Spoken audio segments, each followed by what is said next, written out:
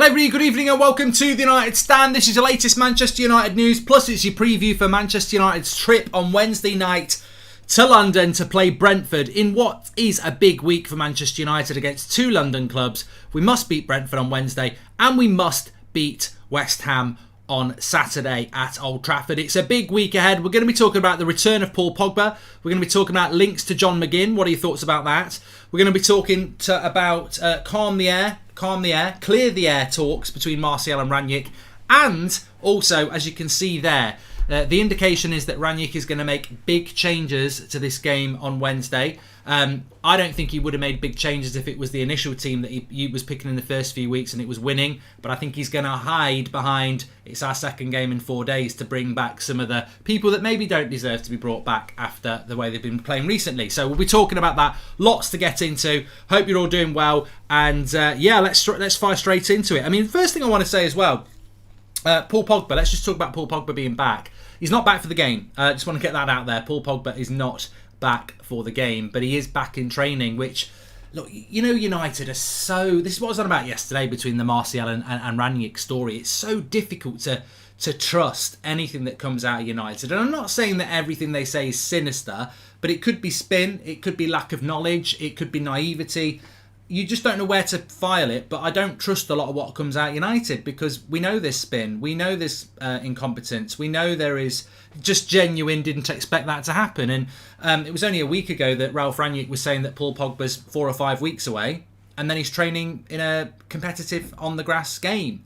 Now, we don't know that for sure, but it was another of those pictures which, as you know, I don't like, but many of you do. Winning team picture, bit of banter between Ronaldo and Sancho about who won today. Prefer you won on the actual team shirt, lads, rather than bantering about who won on the training ground.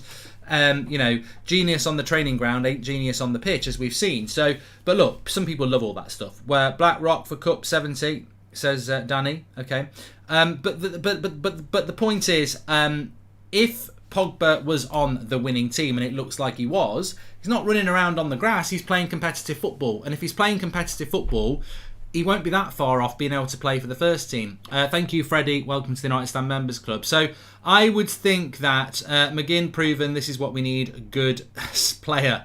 Robert, why am I not surprised that you would like John McGinn? We're going to talk about John McGinn in a bit, but I'm not surprised Robert likes him. Robert likes Scott McTominay, so he wants the Muck, not McFred, it'll be Muck in the midfield next season if that happens. But we'll come on to that in a minute. Let me talk about Pogba. So, yeah, I think Pogba is probably closer to being back than Rangnick let on last week. Now, don't know why Rangnick thought he was another 5 weeks away. I think he's actually probably 4 weeks away, but not because of fitness problems. I think he will play against Borough, which is, let me figure this out. Borough is 2 weeks on Friday. 2 weeks on Friday. But that's we play West Ham on Saturday and we haven't got a game for 2 weeks. So I think Pogba will be back for that game. I don't think he's back to play West Ham or Brentford, but I do think he's close to being back, and I think he will play in that game against Middlesbrough. And look, I don't intend to dwell on this too long because, I know Romano was talking about Pogba earlier and it's the same old thing. Probably going to go in the summer, wants to see what's going to happen, but does want to play football. And I think with Pogba, the question is, would you... And I'll ask you this question, actually, before we move on to the Brentford game. If Pogba was available for the Brentford game, would you play him? And my honest answer is yes, because our midfield's terrible. There is another side to that coin, which is why are we giving Pogba a chance when he's going to leave anyway and we need to build for the future. But we've got an interim manager, folks. What's Rangnick thinking about the future? He's thinking about results. So I would use Pogba because ultimately, at the end of the day, we're in a very short-term scenario, aren't we? Brentford's physical nature will dominate United softies. Pickle press isn't going to work against them. They play as rough as them to get a result, says Pushy Tube. Okay. Well, look, let's talk about the Brentford game. So Pogba's back in training. He won't be back for the Brentford or West Ham game, but I think he'll be back for the Middlesbrough game. Let's talk about the game against Brentford. And the first thing I want to talk about is the contrast between the two clubs. And we'll talk about that in relation to home and away record. Now, Brentford have exceeded expectations. I thought they would go straight back down. For a little bit, even after their good start, I still thought they might go back down. But they've recovered from that and they're still picking up points here and there. They'll definitely stay up. I think they've got how many points have Brentford got? They've got 13 from home and they've got 10 away. So 23 points puts them about 10 points clear of relegation. I think they'll be fine with that unless they went on a massive losing streak. But more importantly, at home they've won 4, drawn 1 and lost 5. So to me, that's an indication with 12 goals scored and 12 goals conceded that they're a team that don't really draw at home. So it's going to be a win or a loss, I think, against Brentford. I'm not going to go for a draw. United's away form, 4 wins, 4 draws and 2 losses. 15 scored, 14 against. And I think it's interesting when Brentford have scored 12 and conceded 12 at home. We have scored 15 and conceded 14. So I think that this game is probably going to be tight. I don't see it being 3 or 4-0 as much as I would love it to be. I think it'll be quite a tight game. They are going to be very tenacious. They are going to be, it's a small ground, but it's a noisy ground.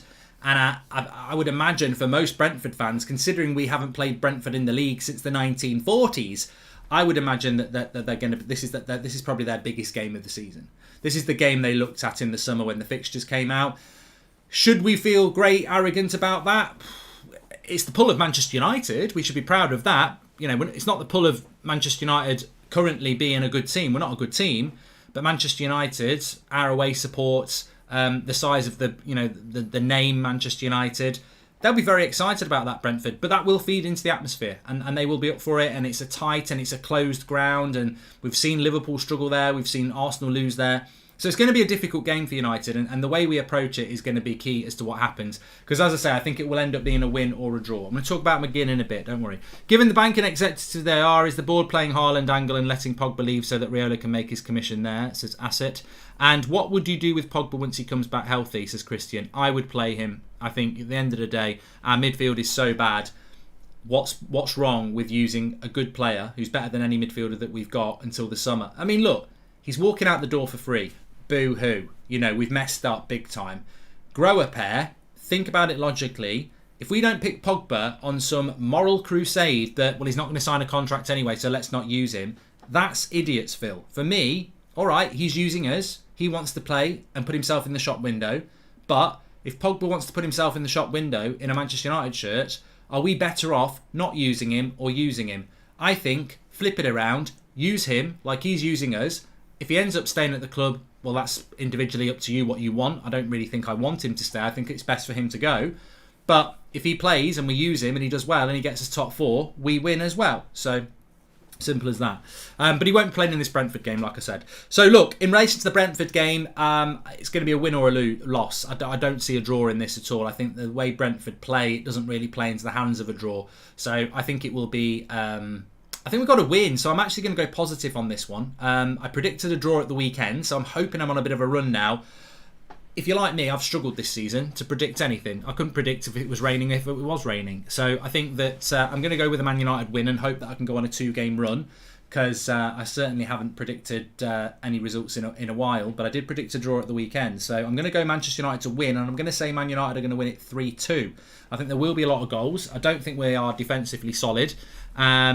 And the Atletico Madrid game will be the first United game I go to, so I hope we can win. I mean, that'll be a very interesting game, Freddie. It will be interesting, and I'd certainly be using Paul Pogba in that. Be the same against Brentford. We have the better players, but the mentality ain't there, and Brentford will want it more. Not confident at all, says Sean Turner. I think it'll be a tight game, but I think we'll win it, and I think we'll win it on quality. I think for all Brentford's endurance and effort, I think we will win it on quality, and it could be a moment from a Bruno or a Ronaldo, but I think we will win on quality, but I think it will be tight, and I'm going to go 3-2.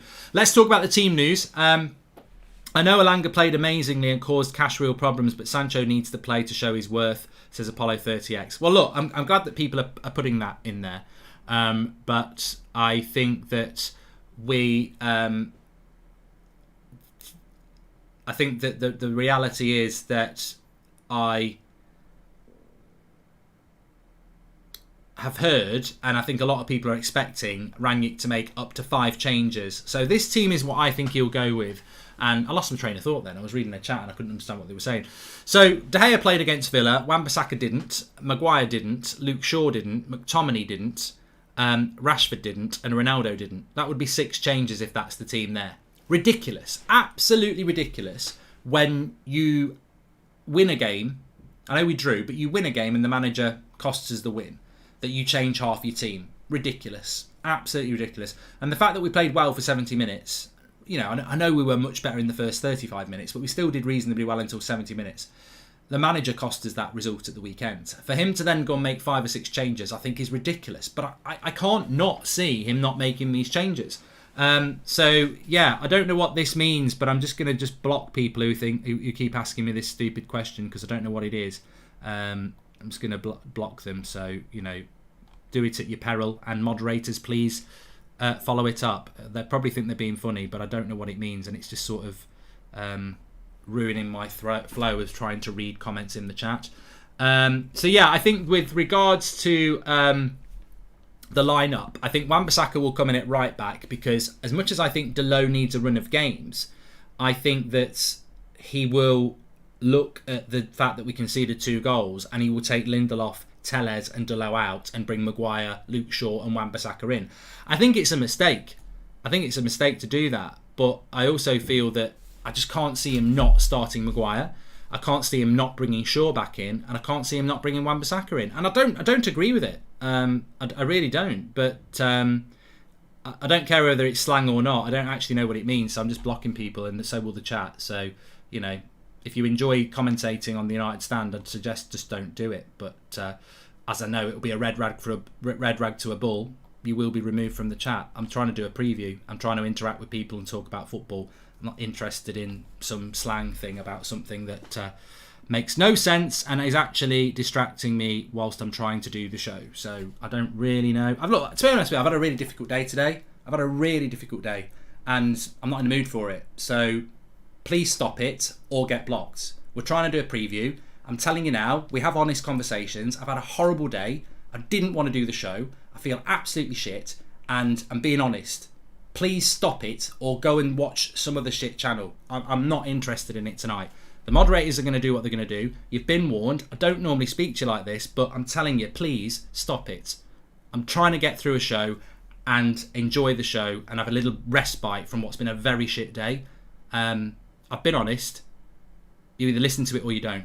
De Gea is getting exposed finally for his distribution. His camera saves are a facade. He isn't modern goalkeeper. Okay, well done, Rash. I mean, basically, you know, you're exactly the sort of super chat I needed tonight because every one of your super chats is basically I'm going to pay to try and wind Mark up. So in future, I will just put it up on the screen for people to read out.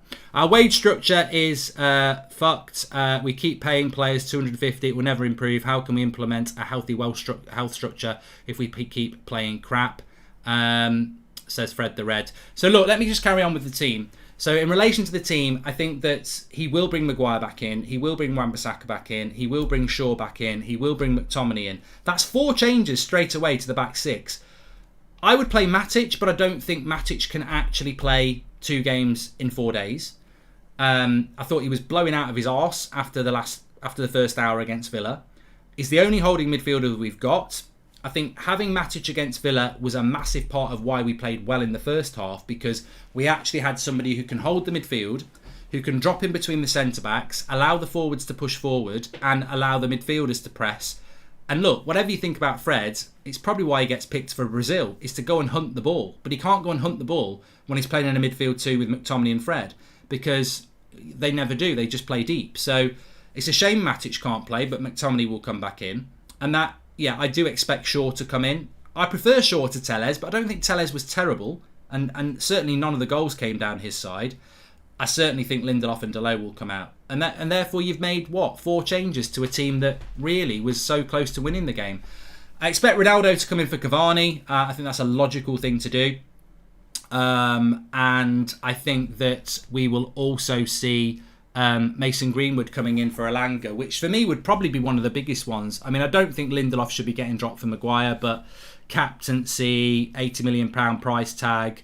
You know, I want to talk about Martial in a minute and this apparent pressure from the club to get Martial back involved, which would be typical of the club if it's true. And look, it is, you know, we're definitely, living in the land of speculation here. But would it surprise you if I said to you the club are asking Rangnick to get Martial involved because they can't sell him? Probably not. But we'll have to wait and see with that. I certainly don't think we're going to see Martial involved on Wednesday. But I can see Elanga coming out of the team. I can see Rangnick coming out of the team. And I can see... Not Rangnick coming out of the team. Rangnick's not getting sacked. I can see Rashford coming back. I can see Maguire coming back. I can see McTominay coming back. And to be honest with you, when I see that team, and I see the team that started against Aston Villa, I think that team is worse. And that team makes me more worried about a result. But then I look at it and I think, well, if you can get a chance for Ronaldo or get a chance for Bruno, there's probably a couple of goals there. But I don't think it'll be as enjoyable to watch as it was against Villa, because I thought that first half an hour was very, very good. But so much of that was based on the fact that Matic provided a proper CDM platform. Let me just read some of the super chat. Sean Dyche said he had a sore throat in his press conference. Would love to hear that voice, says Sean Byrne. Elanga should start. He's hungry, says Broad. Sorry you've had a bad day, Mark. Wanted to say thank you, and literally millions of people love you for what you do. Ignore the haters, says Byrne. I don't think people are hating. I'm just trying to do a show, and it's just sometimes when you've had a bad day, you probably shouldn't do a show. It's a preview, so I've got to get through certain things, and it's difficult when I'm trying to bring people into the show. And I never wanted us to lose a big game, but I think it's the only way we will learn that we need to pick our quality over fame, says Lucas. And the situation with Pogba is absurd, depending on a guy who will not be here next season because they can't find someone else, says Vinicius. Do we play a 4-3-3 now, says Outlaw? I don't know what United are doing at the moment. I'd love on Wednesday night against Brentford to see us play with the same team that we did against Villa. But I don't think that he will do that. I think that he will revert back to what we know is this sort of player power, whatever you want to call it, thing. And I just see people like Harry Maguire and everybody coming back in. Hi Mark, maybe a short-term loan for Donny. Ten Hag could come in the summer and utilise Donny as he did for Ajax. Hope you're okay. I'm fine, Blosh. I mean, look, I sort of need your help here as somebody on the United stand who's does a lot of shows. I haven't seen Beth's interview with Romano yet, and I know she asked him about Donny. And I'm being a fool here asking the chat for an honest answer because I could get really, turned over. But what did Romano say about Donny in this loan move then? Did he say Donny's available to go in January, or is it a load of nonsense? Do you think it'd be worth getting Hadara and Zakaria rather than a big marquee signing, says Andy? Well, it's not going to happen, Andy. Top guy, Mark, would happily buy you a pint. I'm sure it'll happen at some point, Apollo. And Robert McCormack says, was the stuff with the other YouTuber old news? Mate, I didn't know that till today. I know we're speaking in code here, but I didn't know about that till today. I suggest there's a lot of people who knew about that for a very long time, but genuinely, hand on heart, I didn't know about that till today.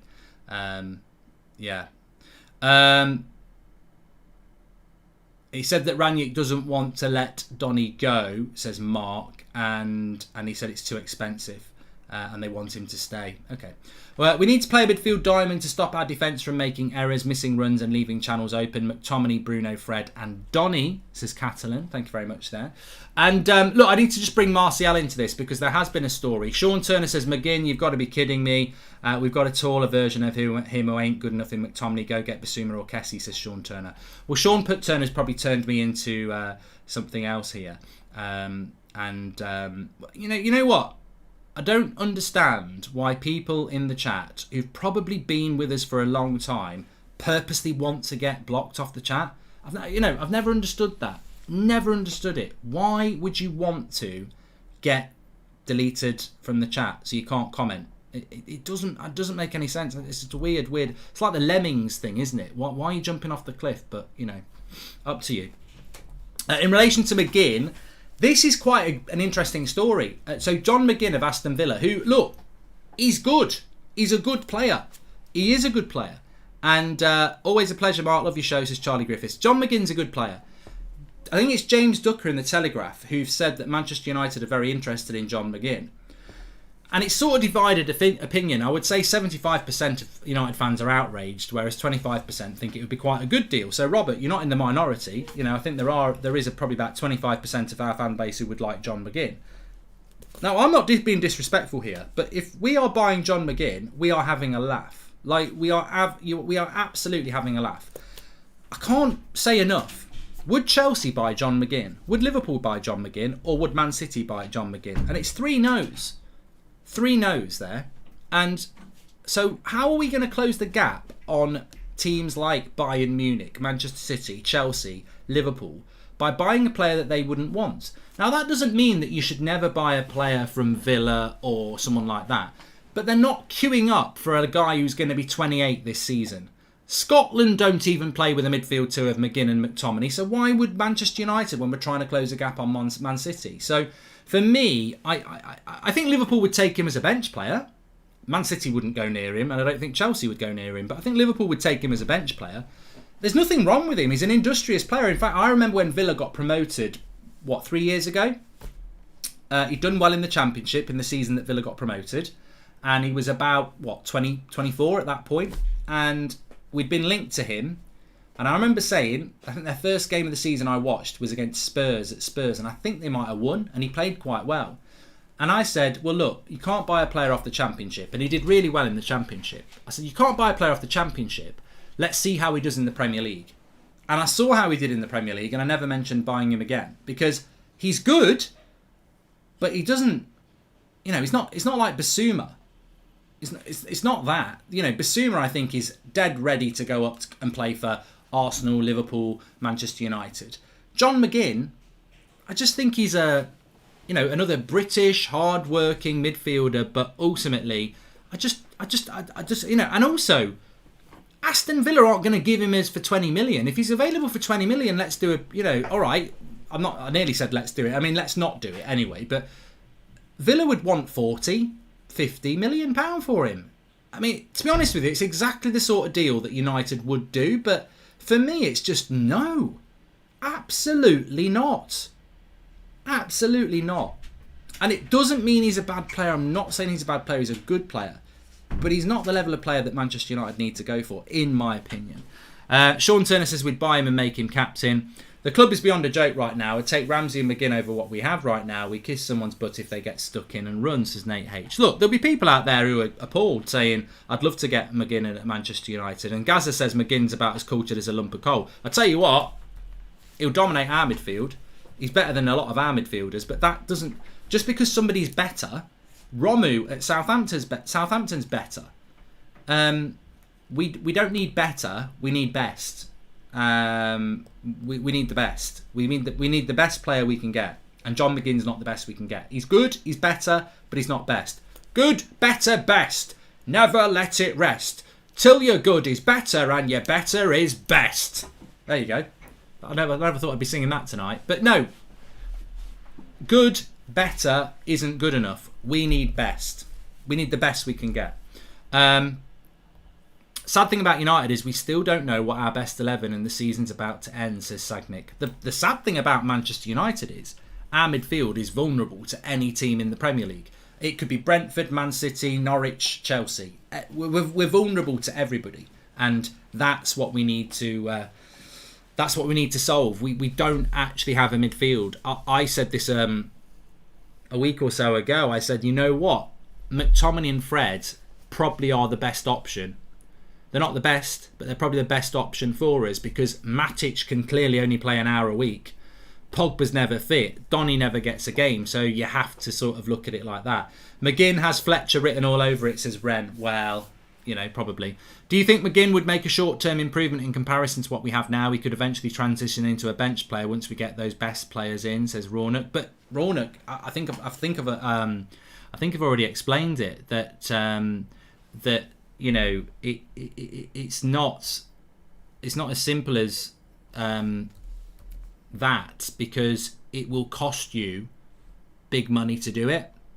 And what you're basically saying is, let's get McGinn in now Well, it wouldn't be now. It'd be in the summer, by the way. This is not, even better news. It's not a signing for January. It's a signing for the summer. So if we did what Rangnick said and we bought McGinn in the short term to evolve into a bench player, he would be the big summer signing as a midfielder for 50 million. So, again, it's all kinds of wrong. There's no value in the deal. It's not like, you're not taking a gamble on a player that's cheap.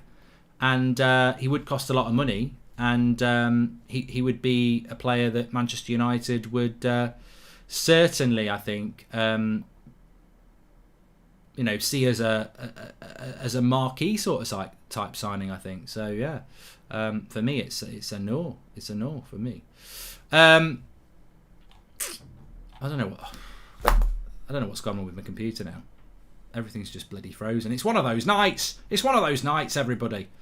I'm not bowled over by Rice, but I'm dumped as Ute. Good enough. How apt, says African. Well, yeah, I don't know.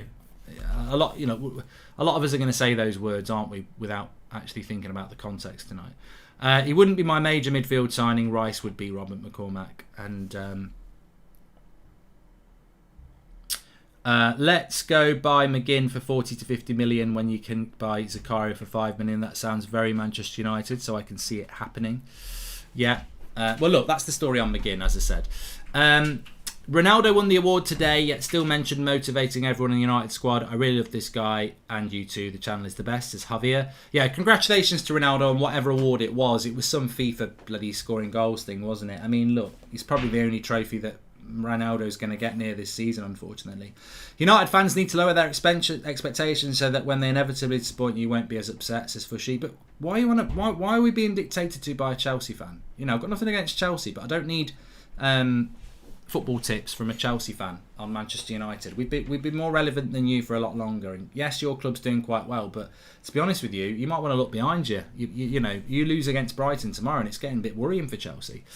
Let's go. So I've done that one. Hi Mark, what do you think of my suggestion to hire scouts from Man City, says Liam Edwards? Why would they want to leave a competent club to come to United? And Villa trying to achieve Champions League by buying international players like Digne, Coutinho, while we're trying to buy a mid-table club by buying Villa players. Well, the funny thing is, Sarvesh, I was just about to say that, if we spent £50 million on John McGinn, Steven Gerrard would probably go, they can have McGinn because I've got better midfielders I can get and I'll use that money to get two of them. That's the stupidity of what United do.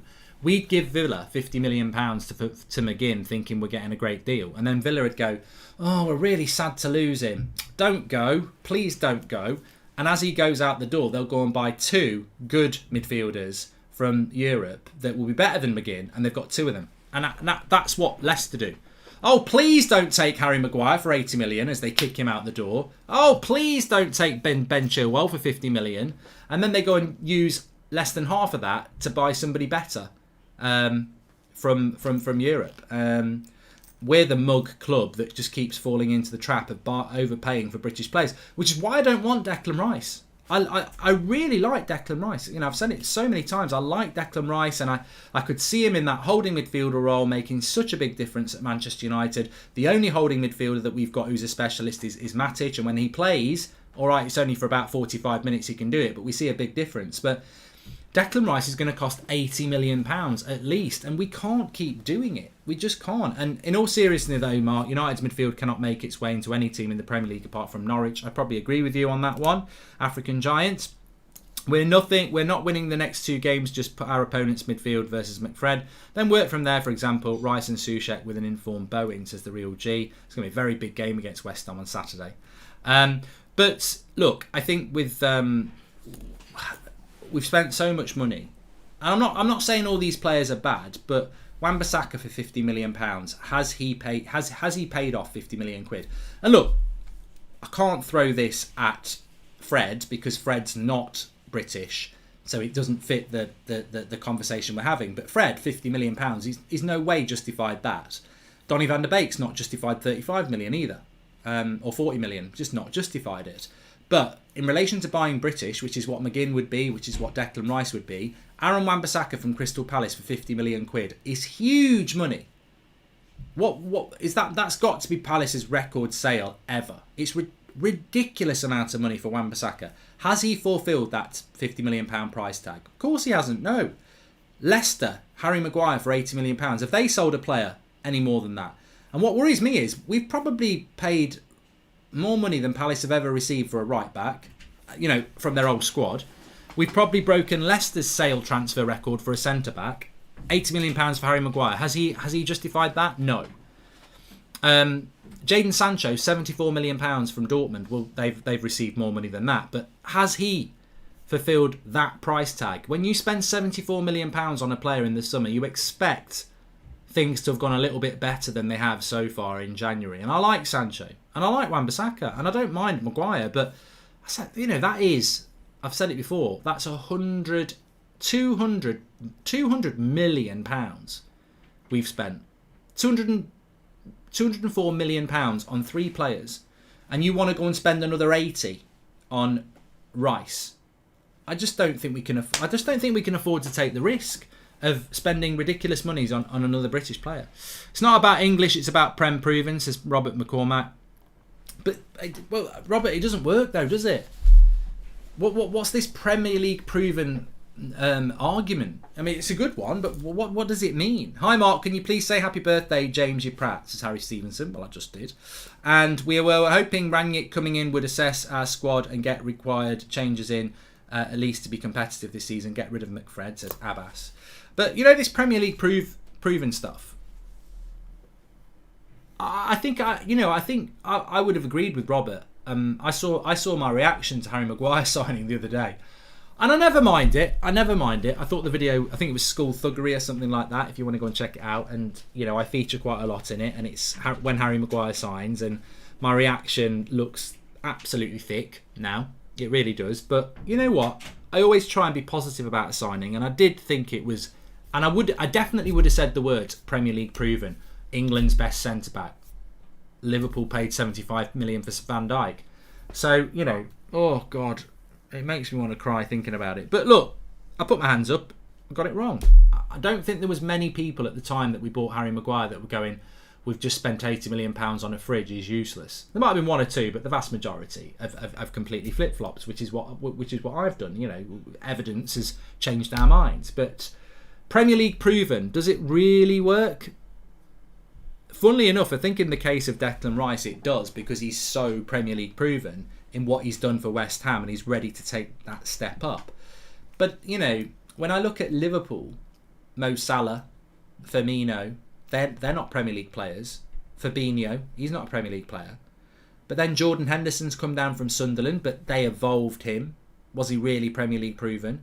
Van Dijk at Southampton, was he hitting the levels he was at Liverpool? Mane, the same. So, I think you can make a good argument and say, well, they're still Premier League proven because they've come in from Premier League clubs. But Van Dijk, Mane and Henderson at Liverpool have gone up hugely because of Klopp and the system.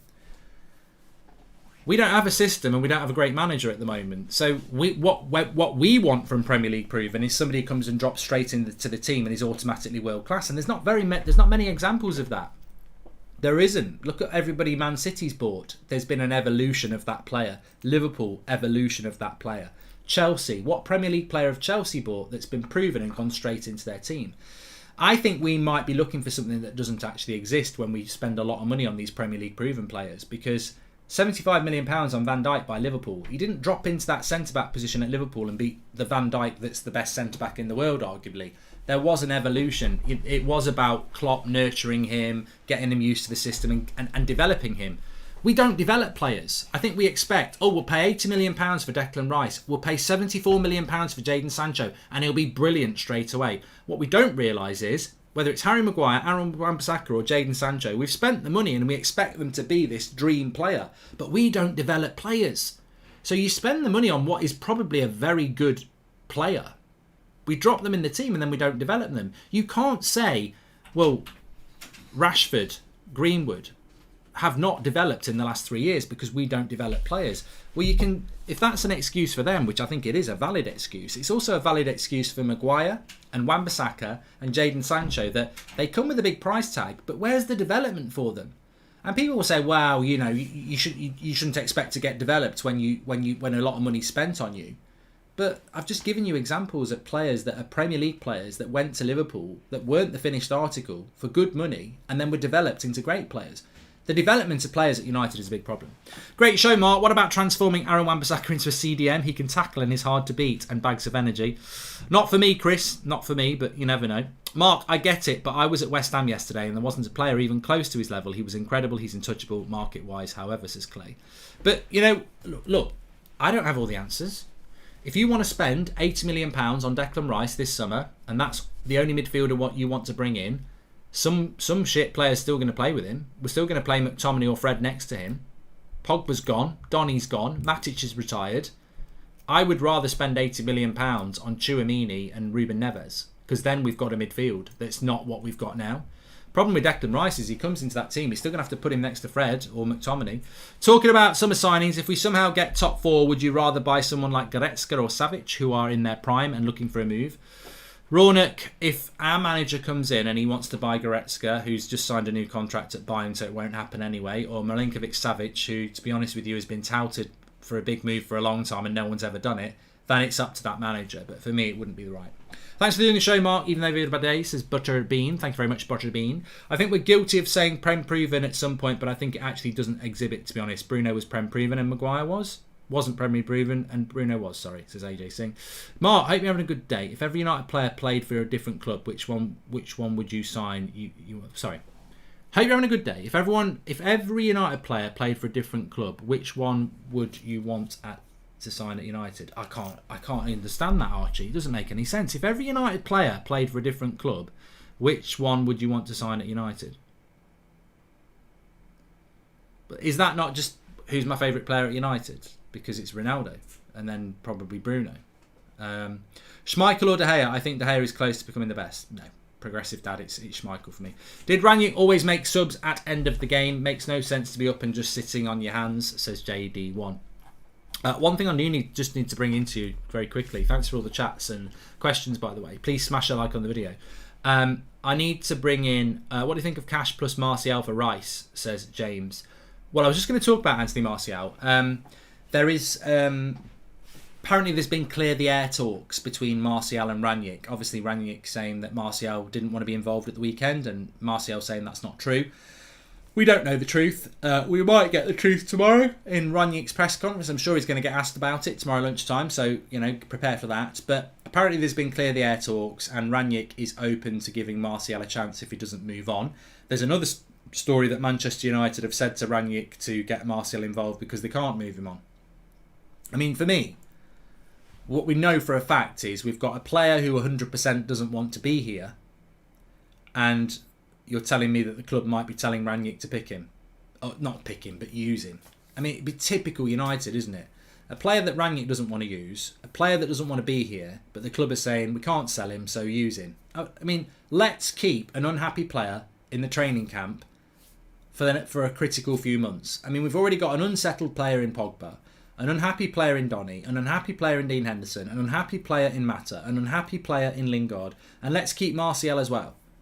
You know, that percentage of unhappy players in the squad is going up and up and up. I think the club needs to just speak to Martial and say, you want to go, don't you? Yes. Rangnick, do you really want to use Martial? Not really. Right, let's just get rid of him. You know, it's stupid to keep him. Thanks for doing the show, says Glenn. It's appreciated. Make sure you chillax with a nice beer when you're done. Fingers crossed for Wednesday. Thank you very much, Glenn. But no, I mean, look, would Martial go to West Ham plus money? The problem with Martial at the moment is that his stock is low. The best time to sell Martial was when Mourinho wanted to sell him. We probably would have got 50 million quid for him then. Right now, you've got £250,000 a week, and he's performing like a player that shouldn't be on £100,000 a week. You know, he's not performing any better than Callum Wilson, who is injured. And that's not a joke about injury, but Callum Wilson's had a better season than Anthony Martial. Callum Wilson won't be on £100,000 a week. So we're trying to offload a player on £250,000 a week. Now, for £250,000 a week, you're expecting to get somebody like, and I'm not messing about here. Well, there's not many players in world football on £250,000 a week. So for £250,000 a week, you're expecting to get the creme de la creme. You're not expecting to get the French Callum Wilson, and he's not even as good as Callum Wilson this year. So the problem is, he's outpriced. But United think, well, we're not letting him go if we don't get the money. But I think they've just got to let him go, because his value is never going to go up unless he's playing games. I think unfortunately, this situation is different to what it was at the start of January. But what I would do, and I don't know what you would do, I would treat this as like growing a sunflower. If you don't water it, it's never going to be a sunflower, and it's never going to have any value. It's just going to be nothing. If we don't water Anthony Martial, then we're not going to get anything for him. And the only way we can water Martial and grow him is by either putting him in our first team and him playing well and everyone going, oh, we'd like to buy him, or putting him in someone else's team and him doing well and saying they want to buy him. What we cannot do is just go, well, we can't get rid of him, so let's keep an unhappy player as part of our dressing room for the next 4 months where he hardly plays, and then in the summer we'll just let him go. It's pointless. He doesn't want to be here. We don't want to use him. Send him on loan to Sevilla, pay a good proportion of his wages and let him play. And then when he's scoring goals and getting in the French squad, you sell him and there will be 3 or 4 clubs that would like to buy him. Have you heard anything about the rumours United looking to get in a permanent manager before the end of the season, or is it all bullshit? Says It's a Joke. Well, it came from the Manchester Evening News. I spoke about it this morning. What happens as Cardo? I don't know, Cardo. I would rather give a try at Barca plus Martial for De Jong, says Arjan. Mark, if we start both Rashford and Greenwood, we will not pick up more than 2 points over the next 2 games, says Liam Edwards. Well, look, let me just answer that point there. About the manager situation. Basically, Samuel Luckhurst in the Manchester Evening News said that Manchester United want to tie up their manager before the end of the season. That doesn't mean tie him up literally. They want the manager to be known before the end of the season. The manager we want is currently at a club. So if we got Ten Hag, I imagine what they would look to do is in late March say Ten Hag's the new United manager, he's taken over at the end of the season. That's the sort of thing they want to do. And I agree that probably is what they want to do. And that's what the story was about. Some people interpreted the story meant that we're going to bring our manager in next week. We're not. We won't know who our manager is until back end of March at the earliest. I still don't think we'll really know until end of May. But yeah, the manager we want at a club, and we'll be at that club till the end of the season. But I think Pep did it, didn't he? I think Pep announced he was coming to Man City when he was still at Bayern, I think, and maybe Conte did it as well with Chelsea. So, yeah, very unfair that they would pay someone more than 100k a week and Bruno's still struggling for 150k a week, says Apollo. Look, yeah, going back to that comment from Liam Edwards about the team for Brentford. Look, I agree. If Rashford's on the left and Greenwood's on the right, I think Ronaldo's in for a disappointing night. But honest predictions for United season, says Scott. I'll come back to that. But look, that team there, I think there's 6 changes from the Villa game. He shouldn't be making any more than 2 for the Villa game because we played well and he cost us the win. If we'd have beaten Villa 2-1, would he have made many changes? That's the question. Surely not. You don't change a winning team. He said when he came into the club, United had beaten Arsenal with Carrick, and the game against Palace, he picked the same team because he said there's no reason to change a winning team. Well, there bloody well is, because it's your team and not Carrick's. So Rangnick's either a liar, or if we'd beaten and hung on with the win against Villa, he wouldn't have changed the team for Brentford. To me, there's no justification to make 4 or 5 changes from a team that very nearly beat Villa and didn't because of you, the manager. So I don't agree with us making more than 2 changes for this game. For me, it would just be Ronaldo coming in. And look, I don't think Matic can play, which is a shame, because I would play him. But for me, the 2 changes, if I'm honest, would be Ronaldo for Cavani and Telles for sure. But I can see Maguire. I can see Wan-Bissaka. I can definitely see McTominay. And it wouldn't surprise me if Rashford comes in. That's 5 or 6 changes. He can't be making that many. But I think he will. And then if we do lose, or we drop points, the question will be, why are you bringing back the... I mean, look, for me, Harry Maguire doesn't justify a start. Nowhere near does he justify a start. Rashford doesn't justify a start. But I do think he will make those changes. Honest prediction for the season. Let me have a quick look at the league table, because, I think everyone looks at the league table and goes, yeah, we can still do it. We can still do it. Of course we can. Of course we can. Of course we can do it. But riddle me this.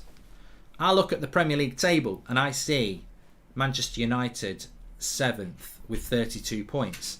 And I see West Ham in 4th with 37 points, but we've got 2 games in hand on them.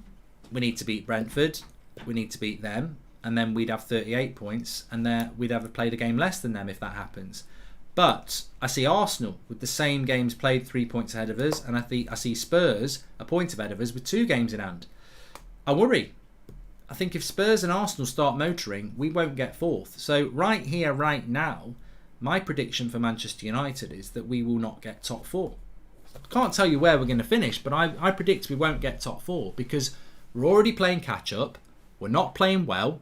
We're not active in the transfer window, and that works both ways. We do need to bring a midfielder in, but we also need to get rid of unhappy players because they can have a negative effect, as we've seen. So we're not active in the transfer window, in or out. We're playing catch-up. We're not playing well. And then we've got to go to the Etihad. We've got to go to Anfield. That's 2 losses, unless we pull a miracle off. We've got to go to Ellen Road, which, look, we're better than Leeds, but it's Ellen Road, and we don't do well under pressure, as we saw in the last 20 minutes at Villa Park. We've got to go to Goodison Park. They'll have a new manager by then. It'll be rocking. We're really unlucky that we haven't played Everton like everyone else has when they're crap. So we've got to go Goodison Park, Ellen Road, Etihad, Anfield, Emirates. That's off the top of my head. 5 games that I just don't think that we're going to do very well in. Not to mention, we've got to play Tottenham and Chelsea at our place. We need to go to get top 4. Look, it's easy maths. We've got 32 points after 20 games. 18 games left, right? 18 games left. What's that? Quick maths. 44 points? No, got it wrong straight away. 54 points. 54 points off 18 games, right? If we win all those games, which we won't, of course, we'd have 84 points. We need 70 to get top 4, I think. That means we can afford to drop 14 points out of our next 18 games. Liverpool away. Man City away. Well, that's 6 gone straight away. You only need to lose 3 more when we know we've got Ellen Road, Etihad, Goodison Park, Spurs at home, Chelsea at home. We won't get 70 points. It's basically what I'm telling you. And for me, top 4 is always about getting 70 points. Now, look, people will say, well, we got top 4 with 64 points, but 70 points to 64 points, only 2 more losses, isn't it? I'm not convinced we're going to get 60 points. So I can't see how we're going to get top 4. We've got 32 points from 20 games. We had 31 points from 19 games, which is halfway through. I don't think we're going to get enough points to get top 4. And look, I haven't revealed my... you know when I said it 2 weeks ago on the Sunday show and we had a lot of people going, oh, I think you're jumping the gun. I didn't reveal why I didn't think we were going to get top 4, but I always do this. It's about points. I can't see how we're going to get 70 points. I think it's impossible. Absolutely impossible. And I don't know why the club haven't figured this out, because I don't think there's many people in the club who would even have this logic. You need about 70 points to get in the top 4. How many have we got? 32. Right, well, we just need to go... Yeah, look at the games we've got to play. Basically, to get 70 points, we're really going to have to win at places like the Emirates, Ellen Road, Goodison Park. You know, we're going to have to beat Chelsea and Spurs at home, because we will drop other points elsewhere. I just can't see us doing it.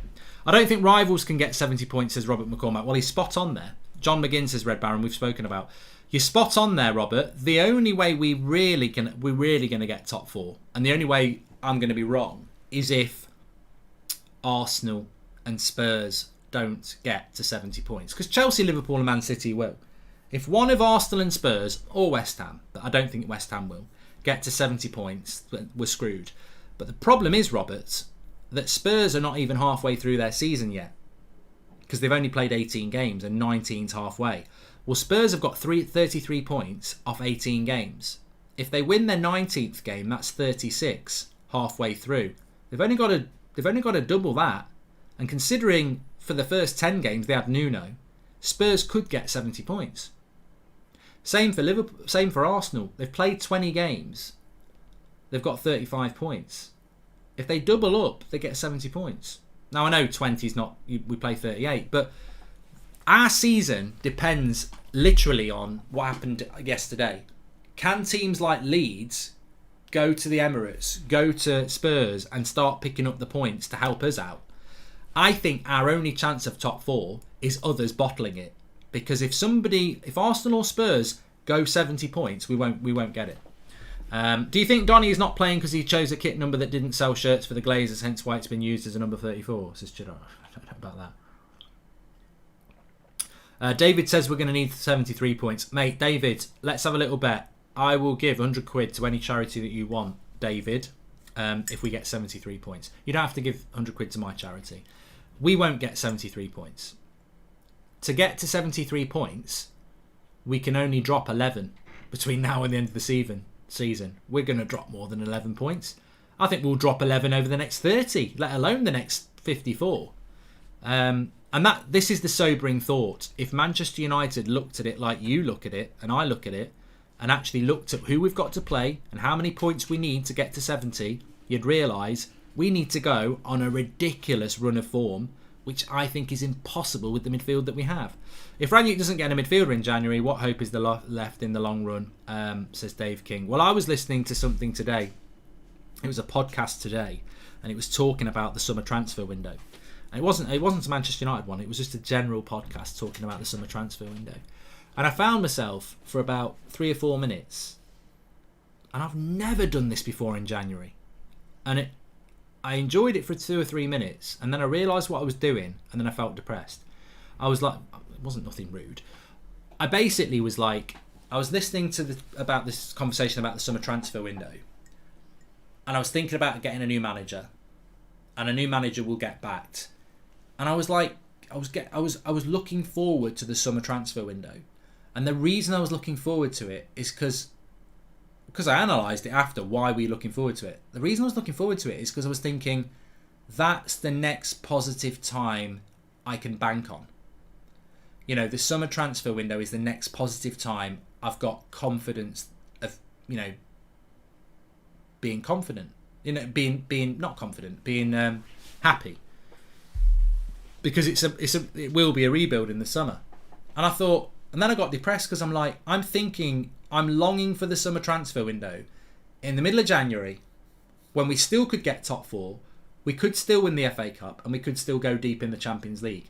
But I am looking forward to the summer transfer window because I think that's going to be the next positive time for United. Which means I don't think we're getting top 4, and I don't think we're winning the FA Cup, and I don't think we're doing do well in the Champions League. I just don't have any... I do have enthusiasm because I love watching Manchester United. I just don't have any confidence that we're going to do anything with this season. And I personally think we're just limping towards the summer to see what happens. The thing that scares me the most about the summer is, and look, this is my theory, and I've been on about it for weeks. I spoke to Romano about it back in October. I spoke to him about it because I was worried we weren't going to get through to the Champions League knockout stage. I just think Ronaldo leaves if we're not in the Champions League. To be honest. Yeah, I do. I think he will leave. I don't know why I've got green hair today. The Joker. Actually, I do know why I've got green hair today. Let me just sort this out. Bit of on-screen magic for you. Gotham City. I'm the Joker. I'm Bane. I'm Harry Bane, and I'm here to turn your head from green to normal. I'm Bane. And I'm the Joker. I play these games with Seb all the time. Pardon me. Anyway, Chrome. Okay, so yeah, watch this. I will get rid of the green. There you go. Not as green now, is it? Not as green now. I did it. I'm Bane. I love the Dark Knight trilogy. Anthony Davis says, how much will you give to charity if we win the Champions League? Grand. £1,000. I'll find it.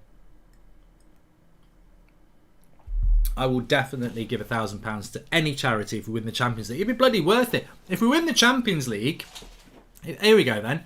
If we win the Champions League at any point, even when I've left the United stand, if Man United win the Champions League, I will book out a venue and we'll get as many people in it as we can, and we will have the biggest party, and I'll pay for the bloody lot. You know, I'll take a bloody bank loan out.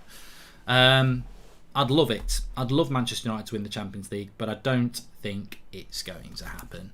But, you know, miracles can happen, but with that midfield, I can't, to win the Champions League or the FA Cup, you know, Ronaldo can win it, Bruno can win it, De Gea can win it, Varane can win it. We've got players that are capable of winning big trophies at Manchester United. The problem is, to win the Champions League, you're going to have to beat Atletico Madrid and at least two of Bayern Munich, Chelsea, Liverpool, Man City. With a midfield that's probably going to be McTominay and Fred. You might get through one of them, but over 2 legs, you're going to play them twice apart from the final. You know, you can roll the dice and throw a 6 once. You might roll the dice and throw a 6 twice. You might even do it 3 times, but you ain't going to do it 4 times. And you're probably not going to do it 3 or 2 times, really. You know, we're capable of getting one result, but we're not going to win the Champions League with that midfield. What an embarrassment to the club if Ronaldo leaves. Maybe that will make them up. Dan, look, Ronaldo might stay, but I tell you what, if he did stay, it would make me cry to see Cristiano Ronaldo playing in the Europa League at 37. He doesn't deserve the end of a career like that. Woo. Here's a question for you. If we finish in the Europa League, which is looking likely at the moment, or certainly a possibility, if we finish in the Europa League and you were in charge and Ronaldo knocks on the door and says, look, if you want me to stay, I will. But, you know, really, I've tried my best and I don't want to play in the Europa League, and there is an offer to go and play at Sporting Lisbon in the Champions League. And, you know, I'll pay my contract up and go. It's not about the money. But if you want me to stay, I will do. What would you do? Because I know what I'd do. I'd say, I'm really sorry. Thank you. I cannot inflict you, at the end of your career, playing in the Europa League. I would forever be unable to sleep at night if I was the CEO that made Cristiano Ronaldo play in the Europa League. I can't do it. And I think loads of United fans would feel the same. You can't make Cristiano Ronaldo play in the Europa League. We can't be that club that puts Cristiano Ronaldo in the Europa League. And that, for me, is why I can't see him staying if we are in the Europa League. And even if he did stay, I can't see him playing in the Europa League. It would be horrible. Imagine him running around in the group stages against bloody FC Astana. Just be appalling. It would be absolutely appalling. But it's a reality at the moment. It's a very distinct reality. I like to do percentages. What are the percentages of us finishing the top 4 at the moment? I'd say we've got about a 30% chance at the moment of getting in the top 4 and a 70% chance of not being in the top 4. If we win our next 2 games, I'll knock it up to probably 40%, because I do think beating West Ham and Brentford would give us some impetus. If we bought a midfielder, because we've got no more game, bought a midfielder. If we win the next 2 games and we buy a midfielder, I'll give us a 50-50 chance. Are we going to do those 3 things? But right here, right now, 30% chance that we get top 4. I think it's the odds are against us. And look, it's not negativity.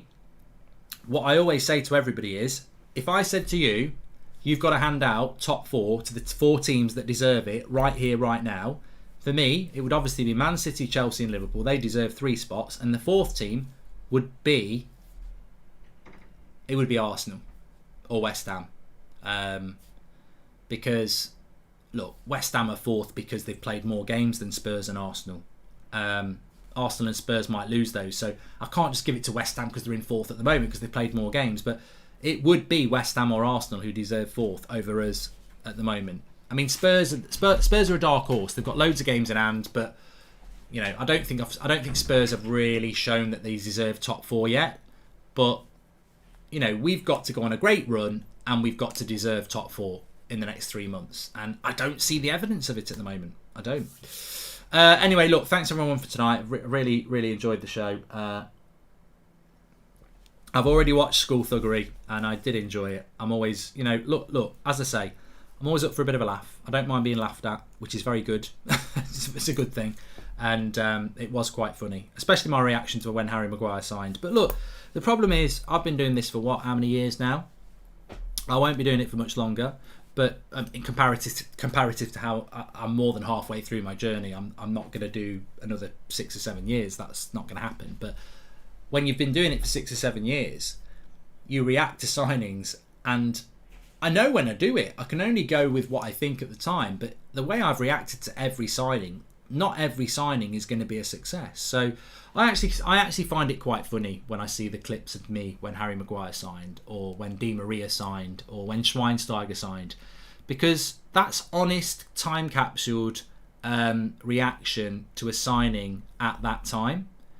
And we all take things out of context. You watch my reaction to when we signed Di Maria today, and you'll go, "What an idiot!" Because you are armed with the information I wasn't. At that time, we were spending £60 million, 7 years ago?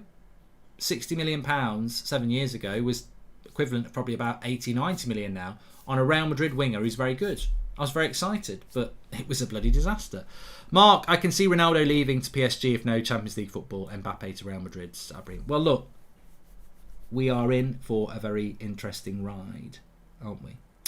Anyway, thank everybody for watching, and I'll answer that from the real G because I tweeted it earlier.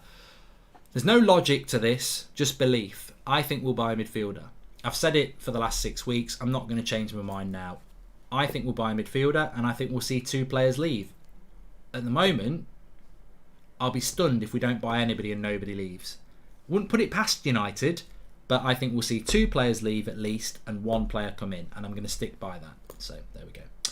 Thanks everybody for watching. I'll speak to you tomorrow morning. Take care, everyone, and try and be nice. I think one of the big reasons I've had a tough day today is because I just despair at how horrible people are to each other, and how I don't even know how to put it into words.